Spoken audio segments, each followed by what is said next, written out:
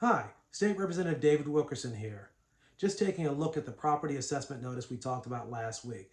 This assessment notice comes out from the Board of Assessors and it gives you what they have determined to be the fair market value of your home. A lot of the stuff I'm talking about today will apply to Cobb County, but will probably apply across the state. This notice, as we referenced last week, does not include the expected amount you'll pay come the fall.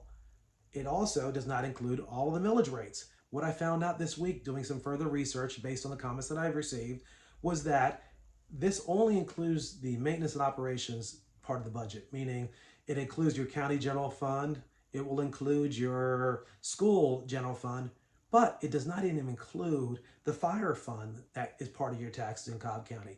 Or if you're in Gwinnett County, it will include your police general police fund. It won't include Marietta if if you have a bond fund. So this notice, even if you tried to calculate, you did your best effort using this assessment notice, you won't be able to do it.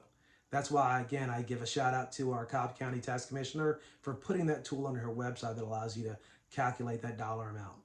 One of the other questions that came up was, will my taxes go up for the county? Will my taxes go up for the school because my value goes up? It's a two-part answer to that. One, the county has what's called a floating homestead exemption. So your county taxes general fund will never go up purely because your value goes up if that is a homestead property, meaning you live there. Your school taxes, however, does not have a floating homestead exemption. That means every time your value goes up and they don't lower the rate, you will pay more in school taxes. And like most people, the bulk of your tax bill is going to be related to the schools. So for example, I'll give you an example of our tax bill. In 2021, 37% of our bill went to the county. 63% went to the schools.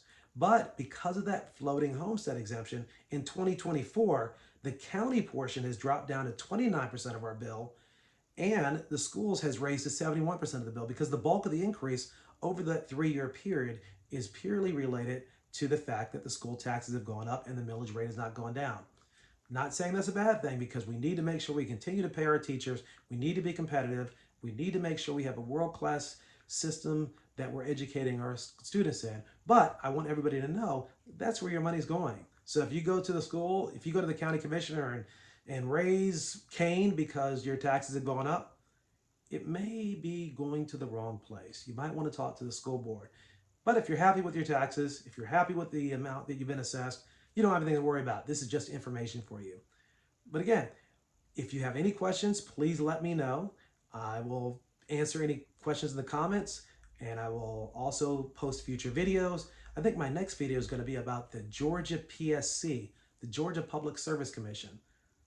What is that? Well, let's find out in the next video, because we have an election coming up, primary next week, general in November, and it's been a number of years since we had that election because it's been tied up in the court. Anyway, have a great day and stay involved, stay attuned, and please let me know how I can help you.